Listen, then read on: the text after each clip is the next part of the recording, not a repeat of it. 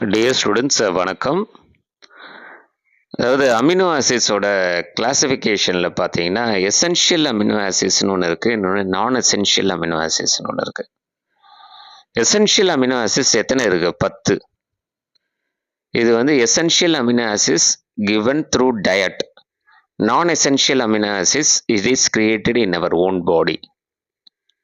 இப்போ essential amino ஆசிட்ஸ்க்கு phenyl alanine, valine, threonine, tryptophan, isoleucine, methionine, histidine, arginine, leucine, lysine.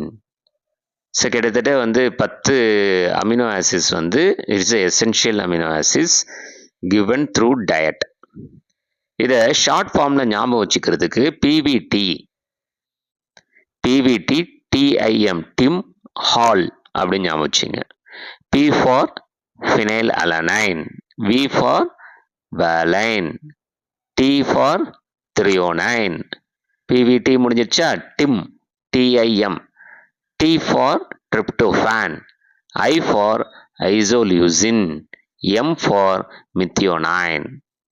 அடுத்தது ஹாலா? HALL, H for histidine, A for arginine, L for leucine, another L for lysine. கரெக்டுங்களா? அப்போ பிவிடி dim hall அப்படின்னு ஞாபகம் வச்சுக்கிங்கன்னா நீங்கள் இந்த essential amino ஆசிட்ஸை எழுதலாம். பிவிடி dim hall அப்படின்னு ஞாபகம் வச்சுங்க.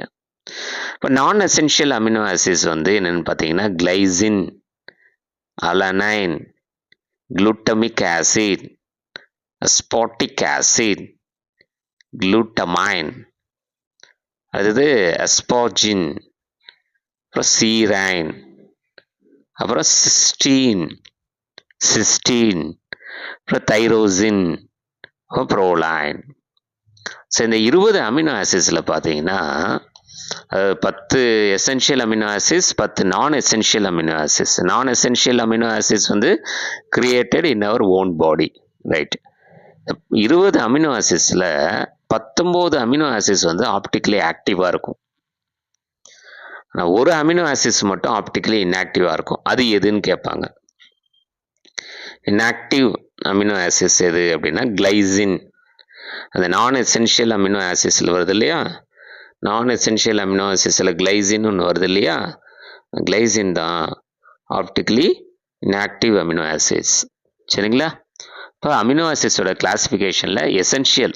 அதே மாதிரி 1 மார்க்கில் கொஞ்சம் டஃப்பாக கொடுக்கணும் அப்படின்னு சொன்னாங்கன்னா நீங்கள் 20 அமினோ ஆசிட்ஸையும் தெரிஞ்சு வச்சுருக்கீங்களா அப்படின்னு பார்த்துட்டு இவங்க என்ன சொல்லுவாங்க, the following is essential amino acid அப்படின்னு கொடுத்துட்டு 4 ஆப்ஷனில் 3 ஆப்ஷன் வந்து நான் எசென்ஷியல் அமினோ ஆசிட்ஸையும், ஒரு ஆப்ஷன் வந்து எசென்ஷியல் அமினோ ஆசிட்ஸையும் கொடுப்பாங்க.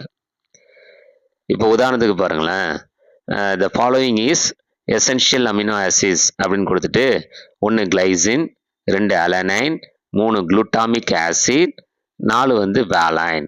எது சரியான ஆன்சரு?